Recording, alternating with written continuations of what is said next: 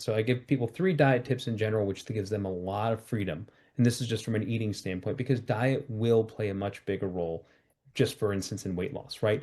Weight loss is not the only element of health, but it is true that if you're in a healthier weight, you're much less likely to have other health problems. The majority of health problems that we see are a byproduct of just carrying too much weight or too much fat. Rule number one is go ahead and do not remove everything you love. Right? When I coach people one on one, the first thing I always ask like, what food do you love?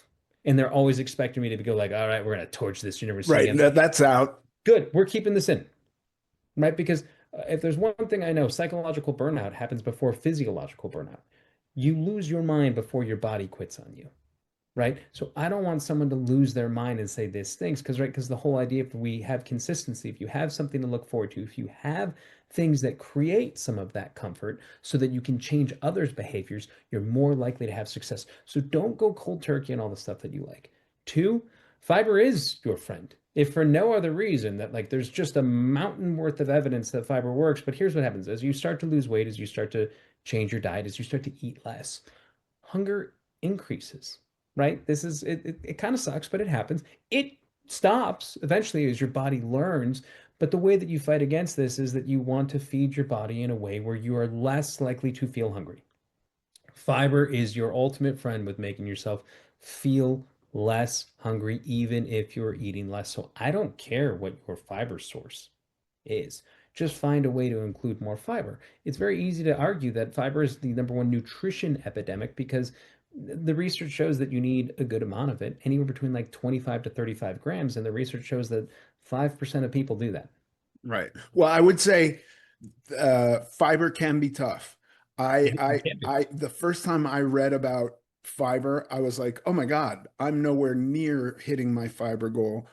And day one, I just went from basically eating maybe 10 grams of fiber to 40 grams of fiber. That's That was a aggressive. tough day, That's rough day. aggressive. Yeah. Yeah. So, like anything else, the baby step, right? I'm such a big fan of baby steps. Like, the something I should say about behavioral change is that when we think about setting goals, we think about these like big, hairy, audacious goals. But the reality of behavioral change is that you want to make it so easy that it's hard to fail. Right. Behavioral change happens when you make it so easy that it's hard to fail. And then what was once hard becomes easy, right? So you don't want to go from 10 to 40. Just like you don't want to go, I've never stepped in the gym. I'm going to load 225 pounds on the bench press. What's going to happen? You're going to be crushed.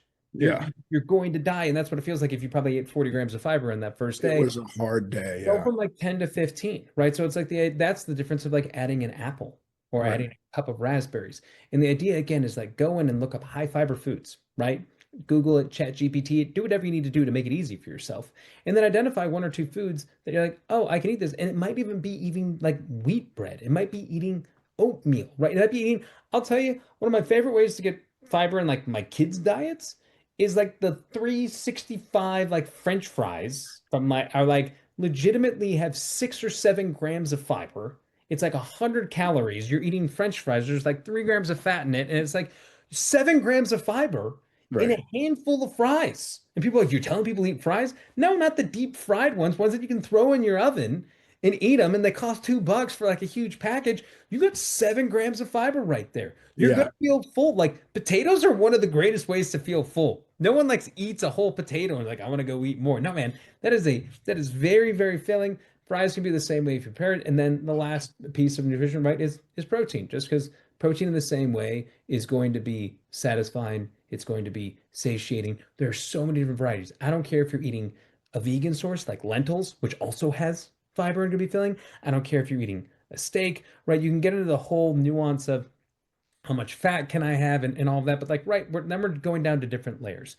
If you make sure that you're keeping things sustainable and not getting rid of everything that you love, if you make sure that you're slowly but surely adding a little bit of fiber so that you can feel more full and you're not just hungry, right? And then if you can make sure that you are going ahead and eating some protein, irrespective of the foods you choose, you're going to be pretty well off. And then the last tip that I'll give is a lot of times we confuse hunger for something else. We confuse hunger for thirst. We confuse hunger for boredom.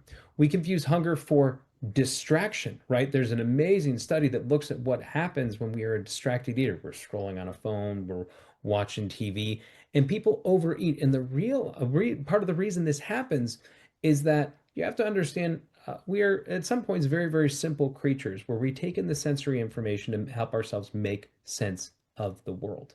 Now, if we all were slower eaters, and there's a reason I don't give this tip as much, life would be easier, but most people eat really quick, right? The average person eats their meal in about 7 minutes.